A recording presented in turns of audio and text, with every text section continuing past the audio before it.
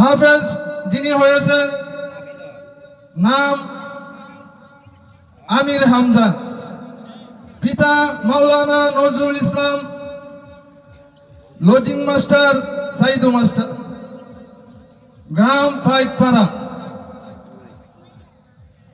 থানা তারাইল, কিশোরগঞ্জ। দ্বিতীয় জন পাগড়ি নিতে আসছেন হাফেজ মোহাম্মদ আব্দুর রাকিব।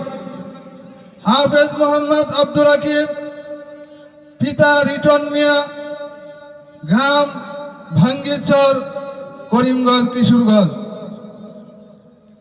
আর তৃতীয় জন তিনি হলেন মেয়ে।